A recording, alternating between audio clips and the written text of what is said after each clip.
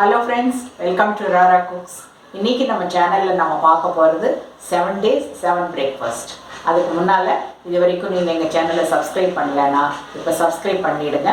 மறக்காம bell ஐகானையும் press பண்ணிடுங்க. Daily காலையில எந்திரச்சா இன்னைக்கு என்ன டிஃபன் செய்யறதுன்னு மண்டே போட்டு பிச்சுக்கோ இல்லைங்களா?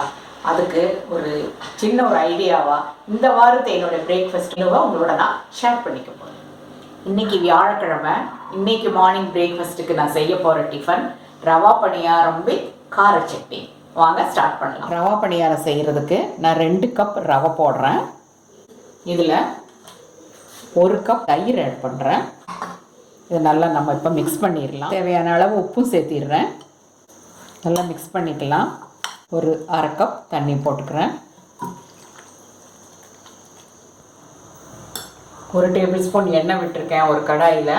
இதில் ஒரு 1/2 டீஸ்பூன் கடுகு, ஒரு 1/2 டீஸ்பூன் சீரகம், பெரிய வெங்காயம் பொடியாக கட் பண்ணது கொஞ்சம் ஒரு கைப்பிடி, கொஞ்சமாக துருவின இஞ்சி, துருவின கேரட்டு, பொடியாக நறுக்கின குடமிளகா எல்லாம் போட்டு ஃப்ரை பண்ணிடுறேன்.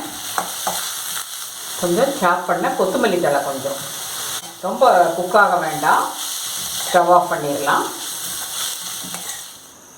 ஃப்ரை பண்ணதை இந்த ரவை மிக்சரில் கொட்டிடலாம். இதை நல்லா மிக்ஸ் பண்ணி விட்டுடலாம். ரொம்ப கெட்டியாக இருக்குது, கொஞ்சமாக தண்ணி ஆட் பண்ணிக்கலாம்.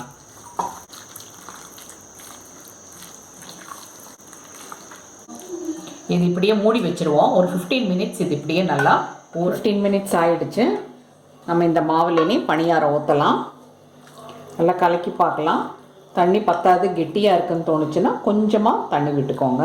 பனியாரக்கல் அடுப்பில் வச்சுருக்கேன். எண்ணெய் விட்டுக்கலாம். பனியாரம் ஊற்றிடலாம். மாவு எடுத்து மேலே கொஞ்சம் ஆயில் விட்டுக்கலாம். திரி போட்டுடுறேன்.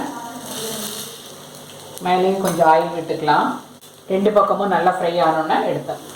நல்லா வெந்துருச்சு, எடுத்துடலாம். உள்ள நம்ம ஒரு சட்னி ரெடி பண்ணிக்கலாம்.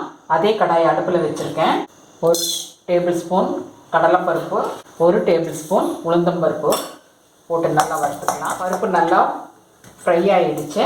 இதில் பெரிய வெங்காயம் ஒன்று கட் பண்ணது, நல்லா 2 மீடியம் சைஸ் பெரிய வெங்காயம், இதில் 2 வரமிளகா போட்டுடுறேன். கூடவே தக்காளி 2 மீடியம் சைஸ் தக்காளி கட் பண்ணி போட்டு ஃப்ரை பண்ணிடலாம். தேவையான அளவு உப்பு போட்டுடுறேன். உப்பு போட்டால் தக்காளி சீக்கிரம் வதங்கிடும். கூட சின்னதாக கொஞ்சமாக பொடி போடுறேன். எல்லாம் சேர்த்து நல்லா வதக்கினதுக்கு அப்புறமா இதை மிக்சியில் போட்டு அரைச்சி எடுத்துக்கலாம். கார சட்னி ரெடி ஆகிடும். இந்த கார சட்னி பணியாரத்துக்கு நல்லாயிருக்கும். ரவை பணியாரத்துக்கு சைட் டிஷ்ஷாக வச்சு சாப்பிட்றதுக்கு. அதனால தான் நான் அதில் ரவையில் நான் மிளகா எதுவும் போடலை.